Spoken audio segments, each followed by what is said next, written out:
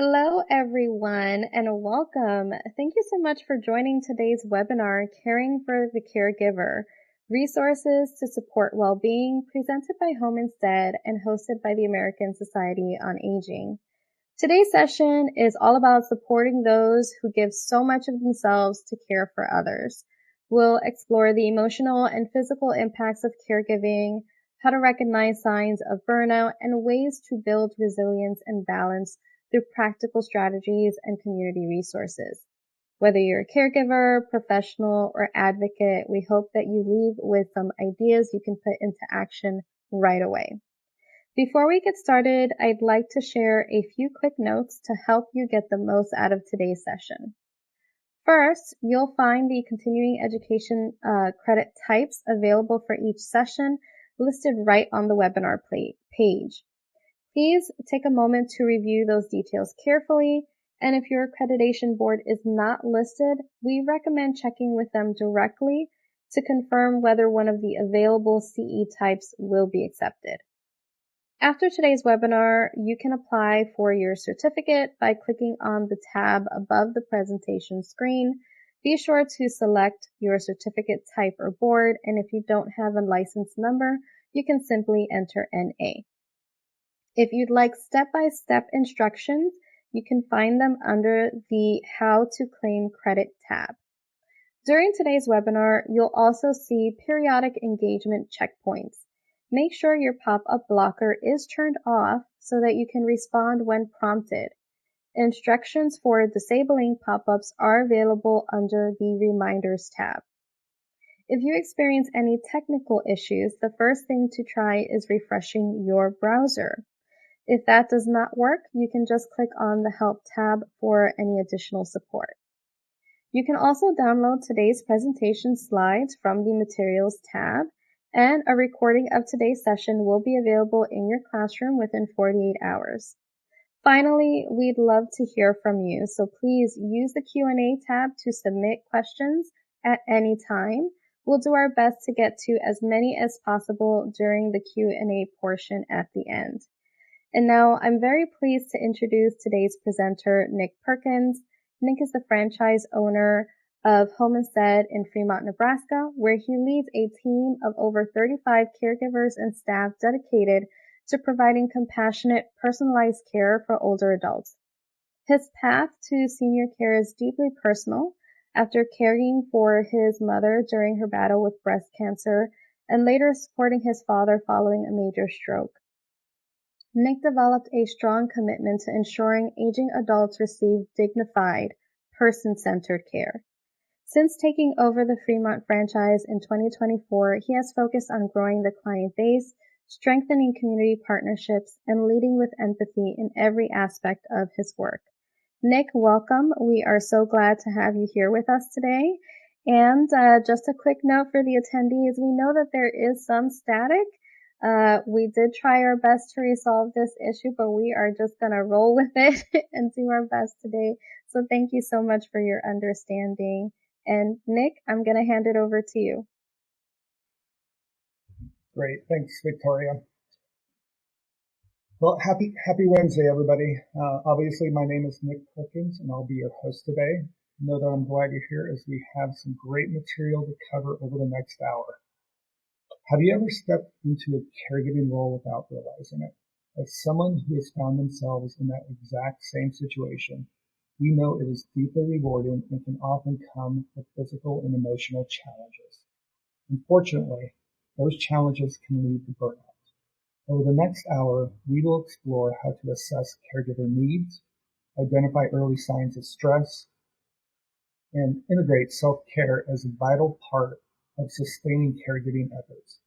Participants will gain practical strategies for managing stress, maintaining balance, and sharing these resources to better support caregivers in their journey. Whether you are a caregiver or a professional who supports caregivers, today's conversation is designed to provide valuable tools and insights to enhance well-being.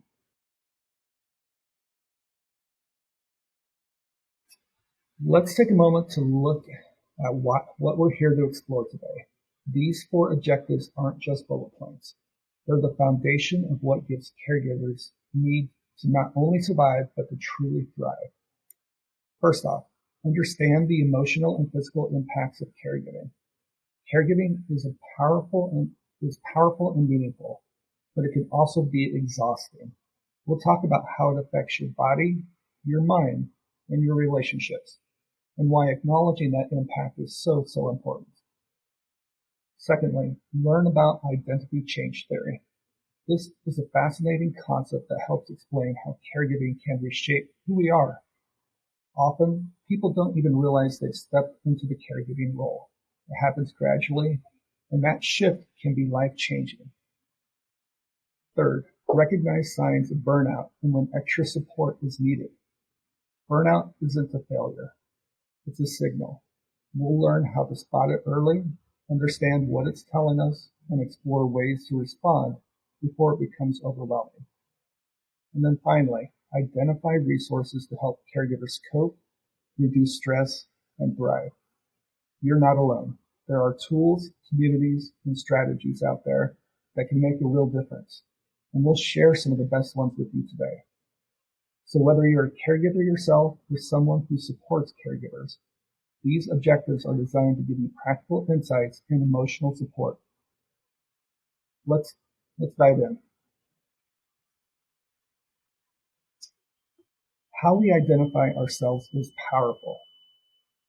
It shapes how we seek support, how we relate to others, and how we care for ourselves. Often, we don't see ourselves as caregivers because the things we do feel normal. Maybe you're helping a parent with bills, checking in daily with a loved one, or coordinating medical appointments. It feels like something you just do out of love or responsibility. But here's the truth. You are a caregiver, and that matters, because recognizing yourself as a caregiver is the first step towards getting the support you deserve. When we name the role, we open the door to resources, community, and self-care. So today, I invite you to reflect. Have you stepped into a caregiving role without even realizing it? If so, you're not alone, and you're in the right place.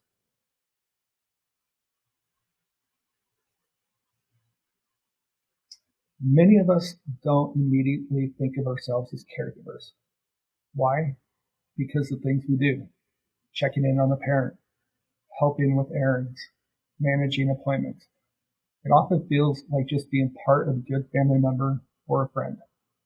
But caregiving can take on many forms, and chances are you'll find yourself in that role at some point in your life. Let's look at the 3 common caregiving paths.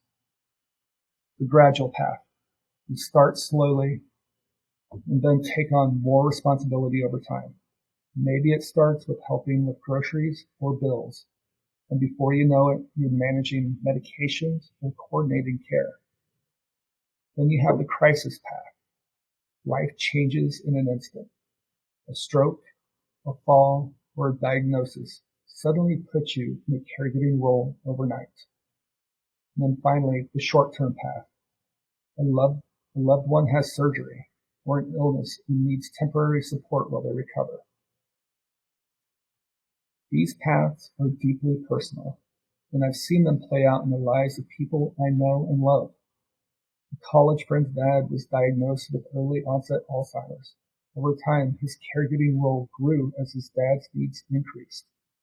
Several friends moved back to Nebraska to care for parents with cancer. One even left her job full-time to be there. Another friend's world changed overnight when her dad had a stroke. She became a caregiver not just for him, but also a support system for her mom. And for me personally, I stepped into caregiving roles for short periods to help care for our clients. And for longer periods of time, as after college, I took a year off to help support my mother while she was battling breast cancer. I helped take her to chemo appointments, cooked, and cleaned to help, ensure the home was sanitary. I didn't think of it as caregiving. More so, I thought of it as a way to spend time with my mother and to support her. But at the heart of it, it was caregiving, and it took me a long time to realize this.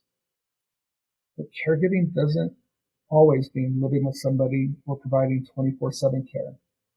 It might be long distance, like a friend who supports their parents in Scotland from across the ocean, or another friend of mine who checks in daily with their parents in India.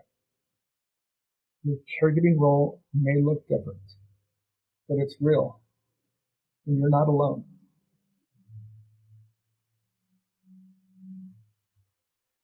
Let's talk about something that often is assumed but rarely discussed. Who becomes the caregiver? In many families, caregiving responsibilities falls to a spouse first, and then to adult children. And more often than not, it's the daughter who steps into that role. But we're seeing more men take on caregiving too, which is an important shift. Here's the thing. Not everyone feels like they had a choice in becoming a caregiver. Sometimes it's expected, sometimes it's urgent, and sometimes it's simply because there is nobody else. And that's becoming more common. The pool of available family caregivers is shrinking. Right now, there are about 5 potential caregivers for every aging loved one. By 2030, that ratio drops to 4-to-1, and by 2050, it's projected to be less than 3-to-1. That means more pressure on fewer people and more need for support, resources, and recognition. So if you're feeling stretched, overwhelmed, or like you didn't sign up for this, you're not alone. And you're not failing. You're part of a growing group of people doing essential, often invisible work. And today, we're here to talk about how to support you in that role.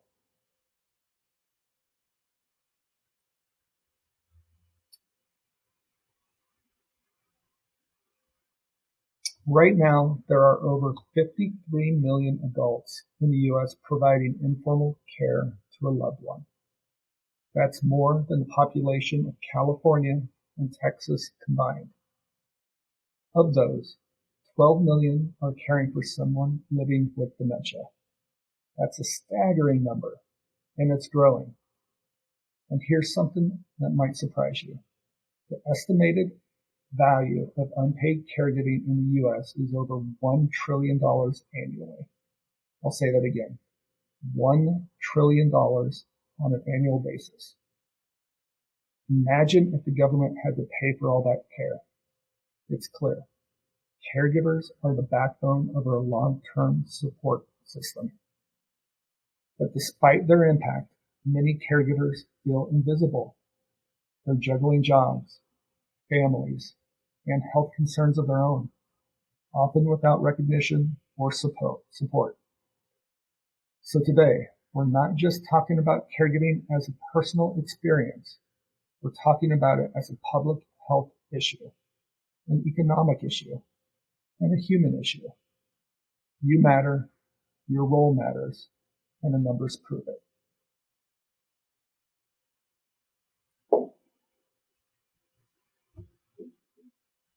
Let's talk about the real impact caregiving has on the people who step into this role, often without preparation and sometimes without choice. Caregiving can be incredibly meaningful. It gives us a sense of purpose, it strengthens relationships, and allows us to show up for the people we love in powerful ways. But it's also demanding, emotionally, physically, and financially. Emotionally, caregivers often carry stress, they worry, and there's even guilt associated. Physically, the demands can lead to exhaustion, chronic health issues, and neglect of their own well-being. Financially, many caregivers spend thousands of dollars out of pocket. They may reduce work hours or leave jobs entirely to be there for the ones they love. These burdens can build up quietly over time.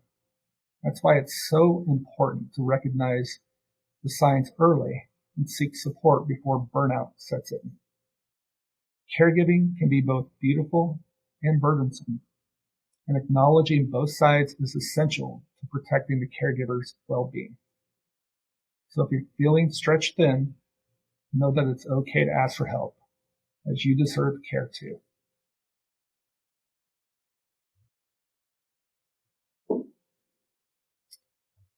Caregiving touches every part of your life, and it's important to acknowledge both the beauty and the burden that may come with it. Let's start with the emotional side. Caregivers often experience a wide range of emotions, sometimes all in the same day. Anxiety about doing the right thing, frustration when things don't go as planned, guilt for feeling overwhelmed or needing a break, satisfaction from helping someone you love, accomplishment when you navigate a tough situation, love and tenderness that deepens your connection to your loved one. These emotions are valid. They're part of the caregiving journey, and acknowledging them is the first step towards emotional resilience. Caregiving can also take a toll on your body. Long hours, interrupted sleep, and constant stress can lead to chronic fatigue, weakened immune systems, increased risk of illness, neglect of your own health. Many caregivers say they're running on empty, but yet they keep going, often without asking for help. And finally, the financial strain. This is real as well. On average, caregivers spend over $7,000 a year out of pocket. Some reduce work hours, pass up promotions, or leave their jobs entirely. And long-distance caregivers often face even greater challenges. Here's what I want you to hear today. If you're feeling stretched thin, emotionally drained, or even physically exhausted, it doesn't mean you're failing. It means you're human. And it means you deserve support, care, and compassion, just as much as the person you're caring for.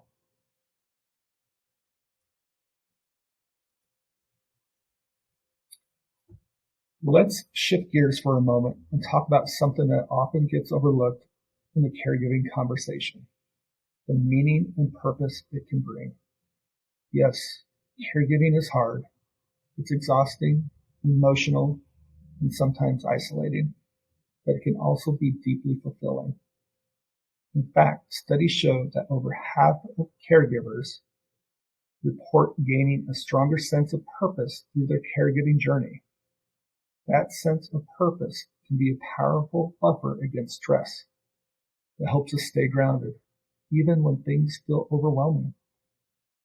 Caregiving can strengthen relationships and families. It teaches resilience and helps us grow in ways we never expected. It helps us feel good about ourselves. It can remind us of what truly matters: connection, compassion, and showing up for someone when they need us most. But here's the important part. Purpose alone isn't enough. We can't rely on meaning to carry us through burnout. We need support, rest, and resources too. So today, I invite you to reflect. What has caregiving taught you about yourself? What moments have brought you joy, even amongst challenge? Now, let's honor those moments and also make space for the care that you need.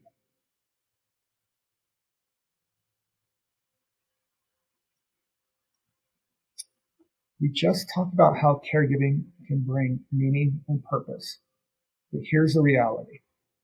Purpose alone isn't enough. This quote from Jason Revendes, CEO of the National Alliance for Caregiving, says it perfectly. Caregivers cannot live on purpose alone. We need more support in place. And he's right. Even when caregiving feels purposeful, it can still be exhausting. That's why support, rest, and resources are essential, not optional. That's why today's conversation is so important. We're not just here to celebrate caregivers, We're here to advocate for them, to talk about respite, community, and tools that can help caregivers recharge and continue showing up with compassion. If you're a caregiver, I want you to hear this clearly. You deserve support. You deserve rest. You deserve care. And if you're someone who supports caregivers, your role is vital in helping them access what they need. Let's keep this conversation going, and let's make sure caregivers know they don't have to carry it all alone.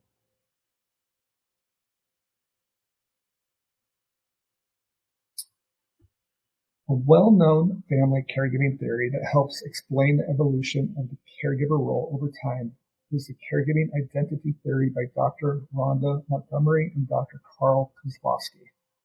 The basis for this theory is that caregiving roles emerge from existing role relationships in a series of phases. The caregiving role should not be seen as a new role, but rather is most usefully viewed as a transformation of an existing role relationship. The thing is, the individual may not even notice they are experiencing the phases. They may see it as a family duty or an extension of their family role. The theory suggests 4 stages with a possible 5th stage. As I walk through each stage, you will see how the role of a caregiver morphs over time. The navy colors for the family role, for the friendship role, and the light blues, the caregiving role. So in phase 1, this occurs when the caregiver begins to perform caregiving activities that have not been part of his or her family or friendship role in the past. For example, because Cindy's husband's dementia has progressed, she may, in phase 1, take on the financial tasks that have always been part of her husband's responsibilities in the marital division of labor. In phase 1, the person does not necessarily perceive themselves as being a caregiver. In phase 2, at this point, the individual begins to realize that his or her caregiving activities are starting to extend beyond the scope of the initial family or friendship role. Tasks are starting to be viewed more so as an obvious caregiving duty, and he or she might start recognizing themselves as a caregiver. In phase 3, the care needs increase in the number of tasks and the intensity level needed to complete the task. The care recipient requires caregiving activities that substantially extend beyond the boundaries of the original friendship or family role. In many cases, these activities involve assistance with personal grooming. For some family members, such as adult children, this type of care causes varying degrees of discomfort. It may also cause discomfort for the care recipient. At this time, the family member may choose to step out of the caregiving role or go back to phase 2 by either to bring in resources or to move their loved one to a care facility. For those who continue on in this role, caregiving now accounts for a substantial part, about 50% of the role relationship. Phase 4. In this phase, the care recipient is almost completely dependent. The caregiving dominates the role relationships, and the family role has been minimized. At this point, the caregiver is at high risk for burnout and may seriously consider moving their loved ones, or they may decide to bring out outside help to supplement the family caregiving. And then finally, phase 5. This may not occur in all caregiving situations. However, if a care recipient were to be moved to a care facility, or if they were to bring in outside help, the caregiving role may be reduced and they could potentially resume the family role. Although informal caregiving does not end there, this new arrangement allows the informal caregiver to recover a substantial part of the original caregiving identity. What phase do you think that you are in? Are there resources that could help you gain back a piece of your family role?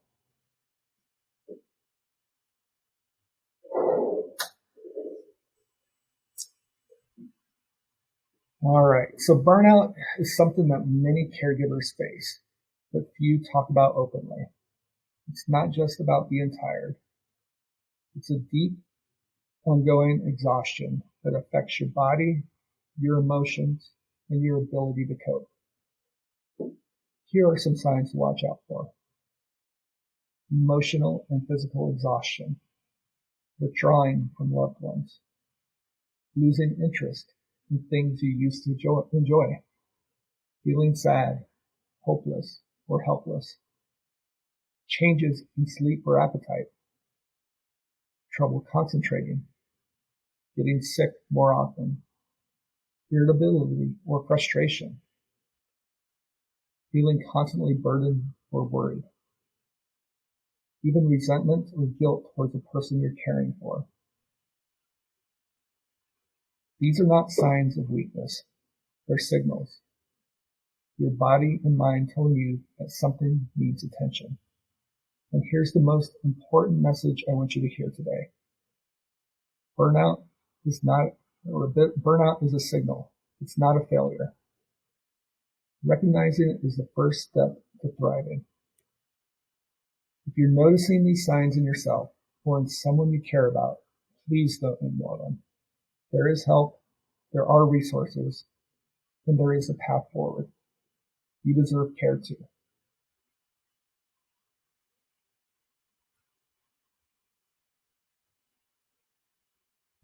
You talk about burnout, and now it's time to pause and reflect. Self-reflection is powerful, so I invite you to take a moment and ask yourself, where am I right now? Am I burnt out? Am I running on empty? This slide introduces the Caregiver Self-Assessment Questionnaire, developed by the National Caregivers Library and the American Medical Association.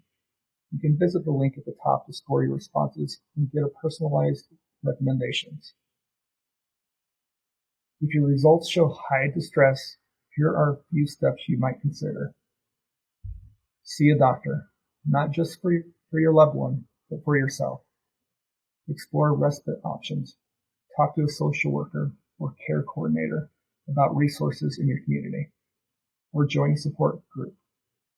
Connecting with others who understand your journey can be incredibly healing. Now let's go a little bit deeper. The next slide continues this reflection with more questions that can help you better understand your emotional and physical state.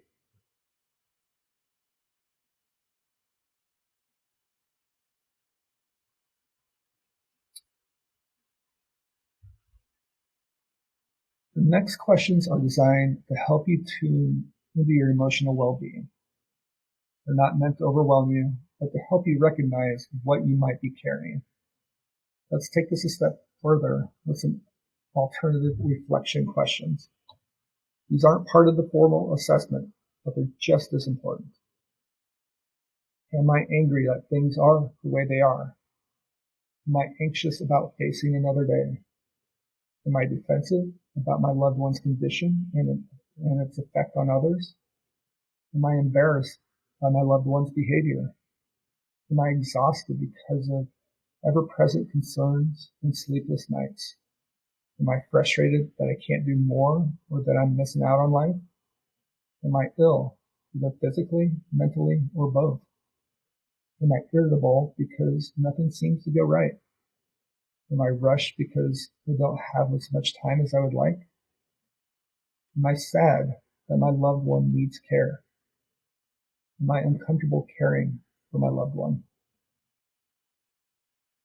If caregivers answer yes to any of these questions, they should discuss them with their healthcare provider. Remember, you can't pour from an empty cup. Taking care of yourself isn't selfish, it's essential.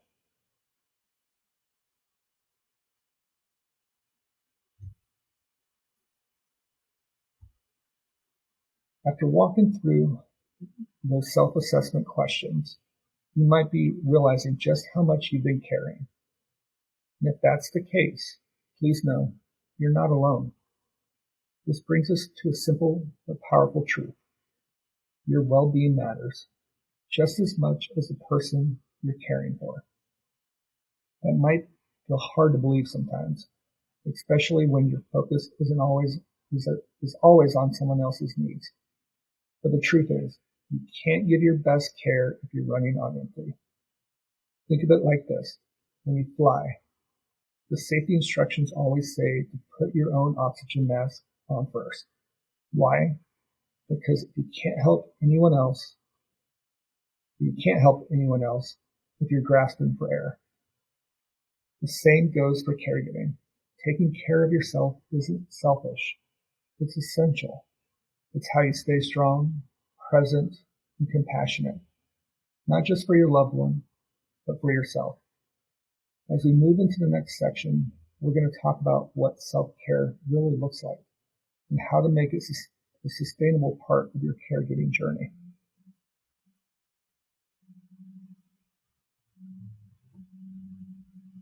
Self-care often falls by the wayside in caregiving. For those new to the role, it's easy to get swept up in the urgency. For those already deep in it, self-care can feel impossible or even indulgent. But here's the truth. You need it. Not just to survive, but to sustain your ability to care for someone else. And it's important to recognize that gender may impact how caregivers approach self-care. Some men may not feel comfortable asking for help or joining support groups. Some women may feel guilty for stepping away. We need to normalize support for everyone. Let me share a story that really stuck with me. A woman told me her father was the primary caregiver for her mother, who had Alzheimer's. He gave everything to her care and passed away just 9 days before she did. He let his own health take a back seat. And that's why I can't stress this enough. Self-care is not optional. As we've discussed, many families take on caregiving, some by choice, others by circumstance. But regardless of how you got here, you deserve to be supported.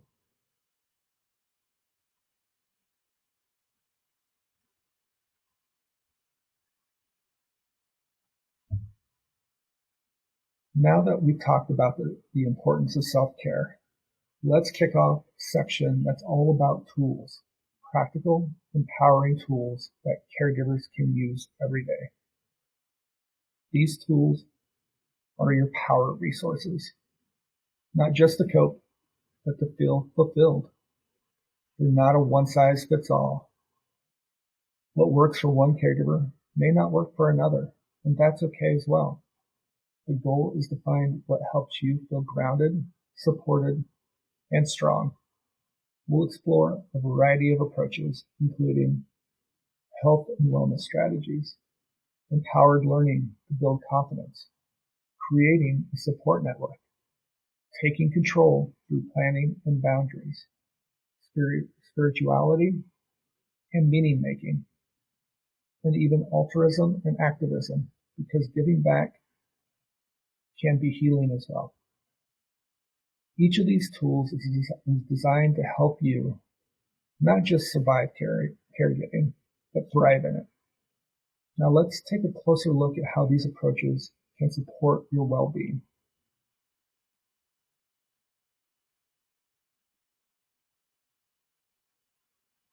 Caregivers expressed a deep awareness of the importance of their own health and wellness, not only to effectively support their family member with dementia, but also to preserve their own quality of life. They acknowledge the ongoing challenges of maintaining physical, mental, and emotional well-being. One caregiver described this balance as a fine line that we walk every day, noting that when our bodies and minds are not up to par, the effects can be devastating. Recognizing the toll caregiving strain and burden, many wrote about their determination not to become a caregiver statistic, sacrificing their own health to the demand of caregiving. As one caregiver shared, I've struggled constantly with what doing my best looks like when I simultaneously commit to doing what I need to do to take care of my physical, emotional, and social health.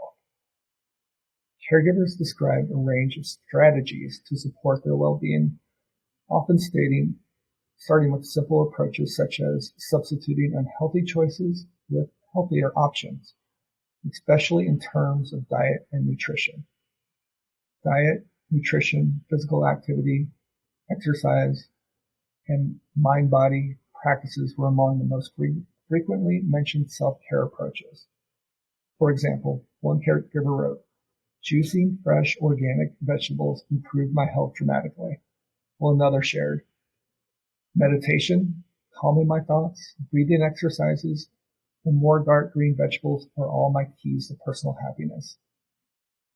Taking time for oneself emerged as a central theme in caregivers' approach to health and wellness.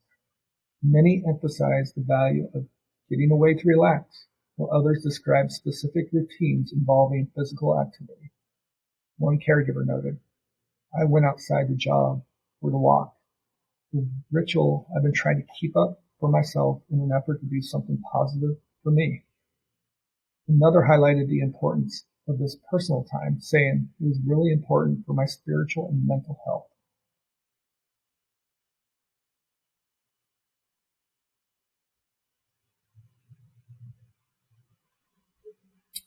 Now let's talk about something that can truly transform the caregiving experience: empowered learning. Many caregivers step into the role without formal training or preparation. It's often a situation that evolves out of love, necessity, or circumstance. But here's the good news. Knowledge is power, and learning can be one of the most empowering tools we have. Start by seeking out information, not just from professionals, but from other caregivers. Their lived experience can offer practical tips, emotional support, and creative solutions to everyday challenges. Ask yourself, what do I need to know to feel more confident in my role? Are there ways to simplify my care routine? What strategies have others used to manage stress or to handle difficult situations? Explore community resources like in-home care providers, adult day programs, veterans assistance, volunteer services like lawn care or handyman help. These aren't just services, they're lifelines that can ease your burden and improve your loved one's quality of life. And don't forget, learning isn't just about caregiving tasks. It's about learning how to care for yourself. Self-care strategies, boundary settings, and emotional resilience are just as important.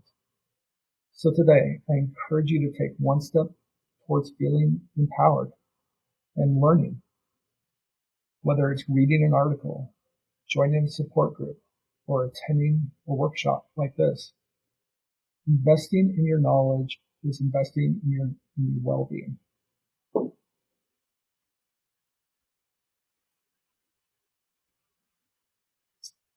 Caregiving can be incredibly isolating. Many caregivers feel like they're carrying the weight of the world alone. But here's the truth. You don't have to do this alone, and you shouldn't. Support networks come in many forms: in-person or online support groups where caregivers share stories, advice, and encouragement; social media communities that offer connection and resources 24/7; trusted friends and family who listen, help out, and remind you that you're not alone. When my mother-in-law was caring for her mother, my wife, Julie, became her emotional lifeline.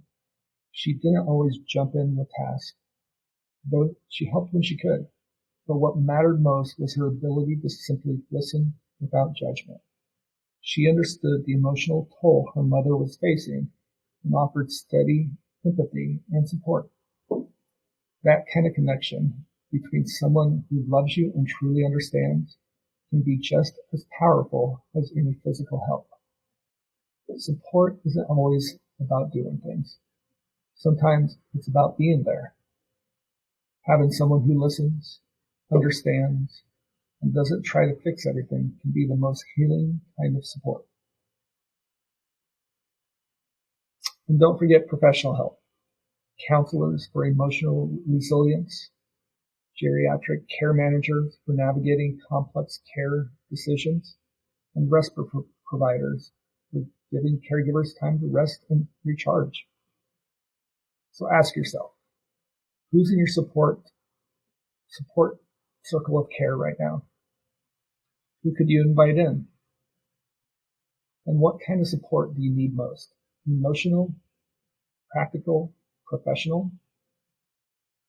Creating a support network isn't a luxury, it's a necessity, and it's one of the most powerful ways to protect your well-being and sustain your caregiving journey.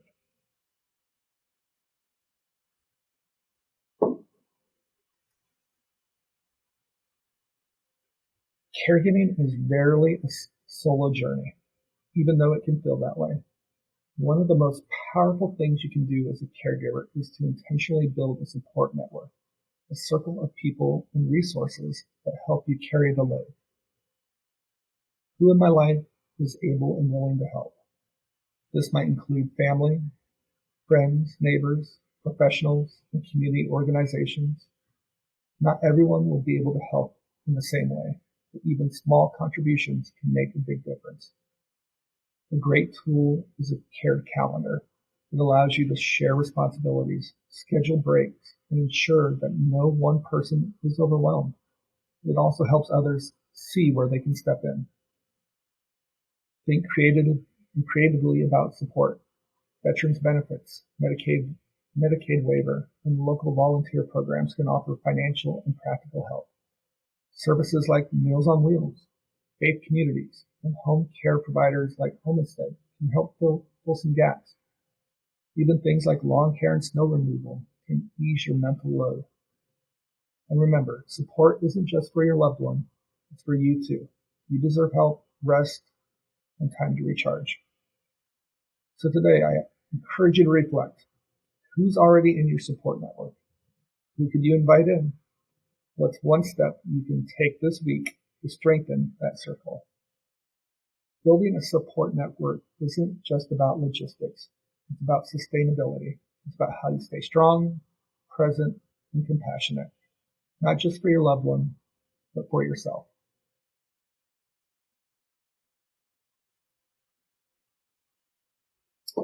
Every caregiver I've spoken with has emphasized this. Getting organized is essential. It's not just about managing tasks, it's about reducing stress, reclaiming time, and making space for your own well-being. Caregivers shared that planning helped them figure out how to prioritize their own higher needs. That's a powerful shift because so often caregivers put themselves last. But with a little structure, they found ways to make room for rest, joy, and connection.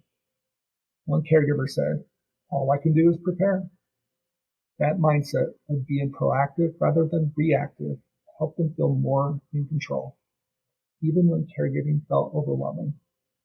Some strategies included hiring extra help to rearrange the care schedule so that everyone could get a break, creating routines that reduce daily decision fatigue, using calendars and checklists to stay on top of appointments, medications, and personal time. And it wasn't just about logistics. Organization helped caregivers reduce the chaos in their homes and lives. It opened up time for things they loved, catching up with friends, writing, music, shopping, the things that made them feel like themselves again. So here's the takeaway. Planning isn't about perfection. It's about creating space to breathe, space to rest, space to be more than just a caregiver. Ask yourself, what's one area of your caregiving routine that feels chaotic? What's one small step you could take to bring more order or support to that space?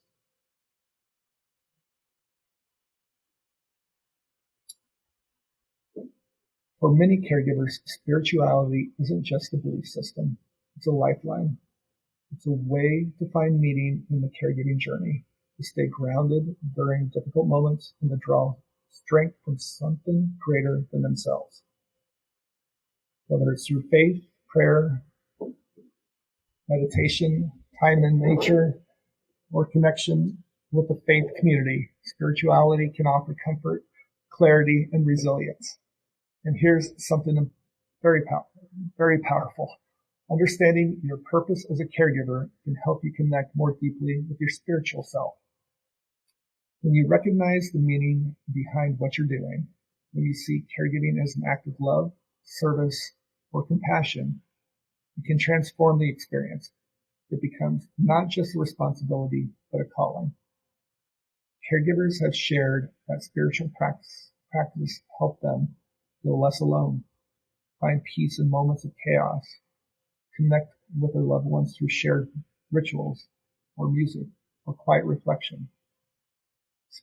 Spirituality doesn't have to look one way. It is truly personal. It's whatever helps you feel centered, supported, and whole.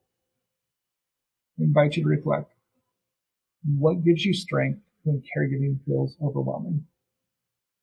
Is there a spiritual practice or belief that helps you reconnect with your purpose? How can you make space for that in your daily life?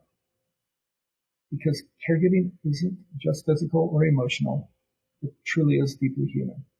And nurturing your spirit is just as important as caring for your body and mind.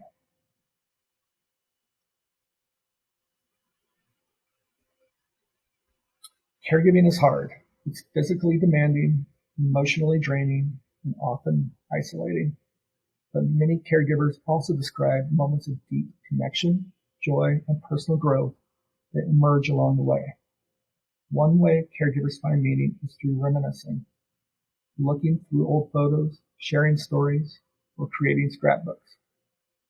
These moments help preserve memories and offer emotional relief, especially during times of anticipatory grief, when you're grieving someone who is still living but changing due to illness.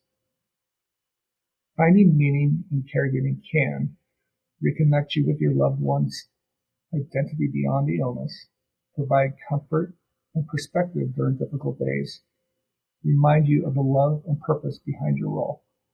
And here's where the emotional resilience comes in. Resilience isn't about being unaffected. It's about being able to bounce back, staying grounded, and feeling strength in the midst of stress. Here are a few tips that caregivers have shared to help them build emotional resilience. Reflect regularly.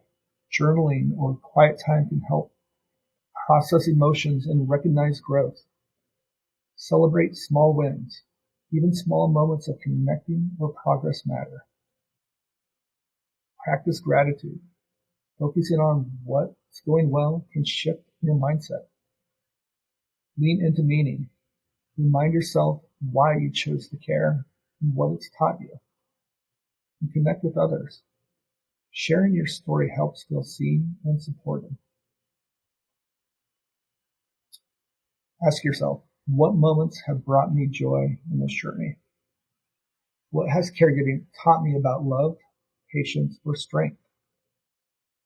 How can I honor these moments and carry them forward? Because caregiving isn't just about what you do, it's about who you become in the process. And finding meaning is one of the most powerful ways to protect your emotional well-being.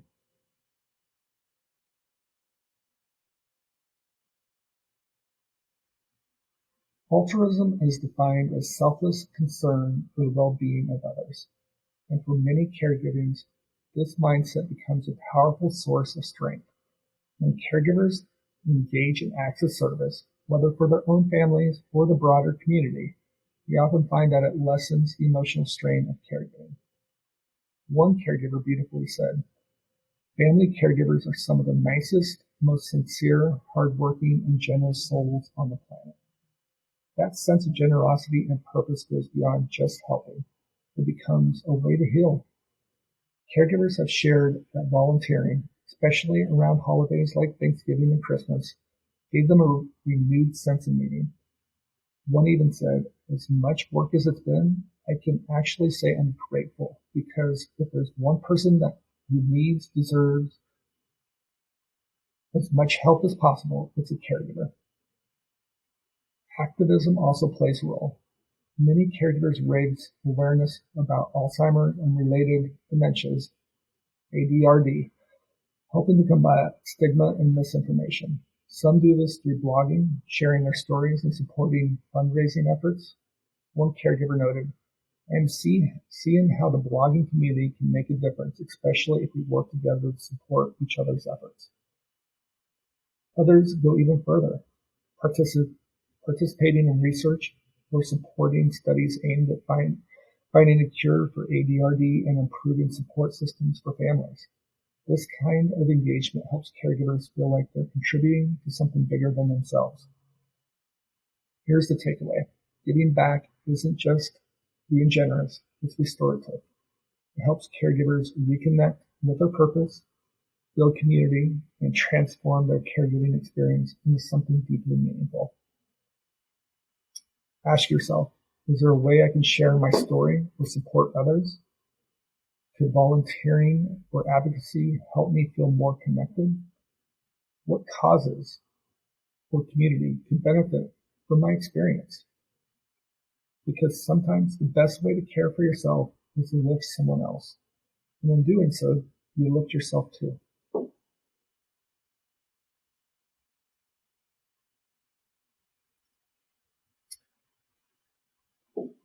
In reality, asking for help is one of the strongest things you can do as a caregiver. It takes courage to admit when you're overwhelmed, to reach out, and to accept support. And it's not just about getting help, it's about giving yourself permission to be human. Caregivers are some of the most selfless, generous people I've ever met. They give so much of themselves, physically, emotionally, spiritually. Even the strongest need support, whether it's leaning on a friend, joining a support group, or simply saying, "I need a break." Asking for help is how we sustain caregiving, not escape it. So today, I invite you to refrain from the narrative. Asking for help isn't quitting. It's protecting your strength. It's preserving your compassion, and it's honoring your own self-being. Because you matter, and you deserve to care too.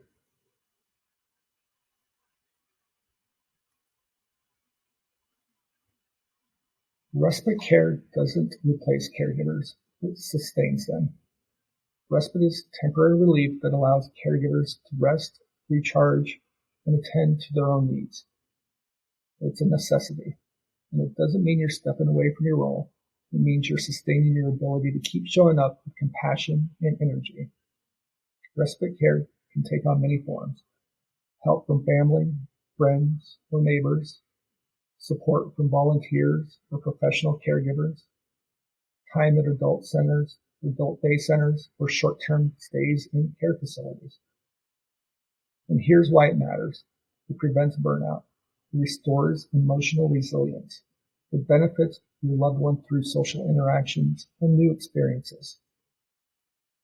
Tips for arranging respite care: start small. Try a short break or a few hours of help to ease into it. Use a care calendar. Coordinate with others to share responsibilities and schedule breaks. Explore local resources. Contact your area agency on aging, faith communities, with caregiver support organizations. Talk openly with your loved ones. Frame respite as something that helps you, which in turn helps them. And then finally, consider a trial run. If your loved one is hesitant, try a short visit to an adult day center for a few hours with a home care provider. Respite care doesn't replace caregivers, it sustains them. Ask yourself, when was the last time you had a break? What kind of respite would help you feel refreshed? Who can you reach out to today to explore those options? Because you deserve rest, you deserve support, and you deserve to care for yourself just as much as you care for others.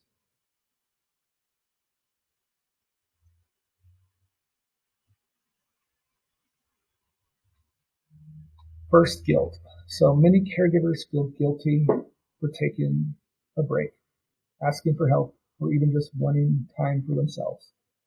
But here's the truth. You can't pour from an empty cup. Taking care of yourself isn't selfish. It's how you stay strong enough to keep caring for others. Think of it this way. You charge your phone every day. You deserve that same care. Here are a few ways to manage caregiving guilt. Remind yourself that self-care prevents crisis down the road. Lean on support, whether it's journaling, talking to a friend, or joining a group. Reframe rest as a tool for resilience, not a luxury. Now, let's talk about resistance. When your loved one doesn't want outside help, this is incredibly common and can be emotionally tough. Here are some strategies that can help. Include them in the decision-making process. People are more open when they feel hurt. Frame respite as support for you. This helps me, and that helps us. Try a trial run, or a short visit or a few hours can build comfort and trust. Speak positively about shared care and balance.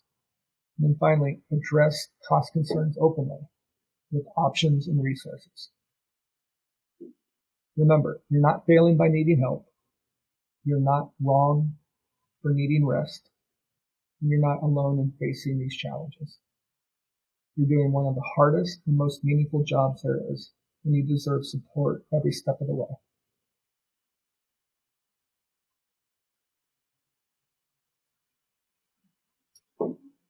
Caregiving often means putting someone else's needs first. By regularly checking in with yourself, it helps you stay grounded. You're able to recognize stress early and protect your well-being. So ask yourself, what's one thing I can do this week to avoid burnout? Are there resources I haven't tapped into yet? Do I have a support system? And how can I expand it? What does well-being look like for me today? Here's some tips for regular self-check-ins. Set a weekly reminder. Even 5 minutes of reflection can make a difference. Use a journal or a voice memo to track your thoughts and feelings. Rate your stress and health on a scale of 1 to 10. This will help you notice patterns. And then finally, ask yourself one simple question each day. How am I really doing? Self-reflection isn't just about identifying stress. It's about taking action to protect your strength, because your well-being matters just as much as the person you're caring for.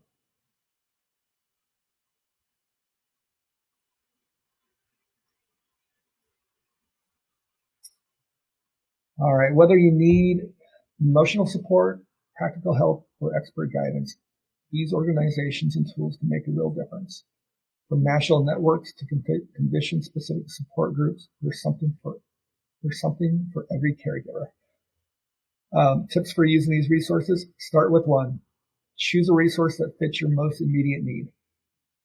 Bookmark helpful websites for quick access when things get overwhelming. Call helplines. They're there to listen, guide, and connect you to services. And then share these with others. You never know who might need them. Support is available. You just have to reach for it. Caregiving is hard, but you don't have to do it alone.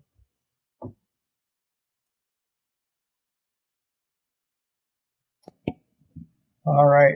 Caregiving is one of the most meaningful and demanding roles anyone can take on. You've shown up with strength, compassion, and a willingness to grow, and that really matters. As you move forward, remember, you're not alone. You deserve support, and your well-being is just as important as the care you give.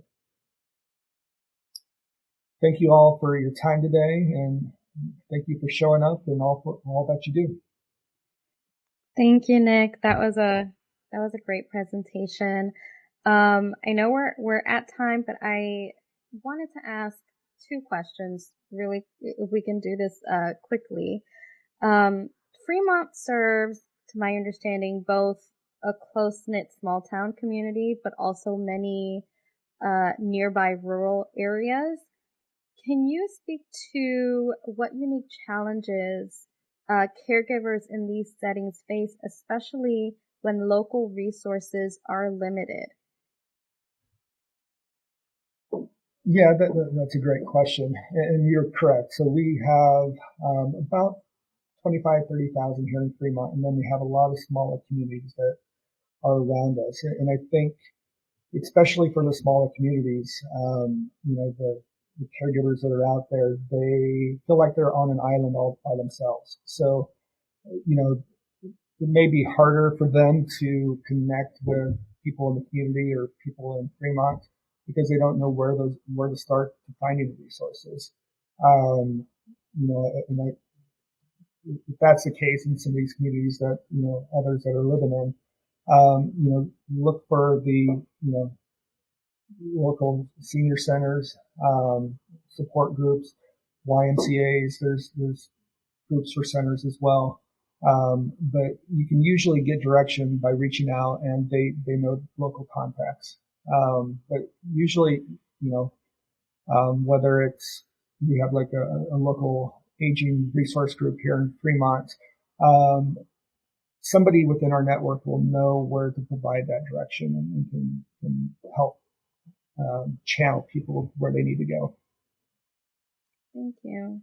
We've also heard from several of the attendees about loved ones who refuse help, whether from other family members or from professionals.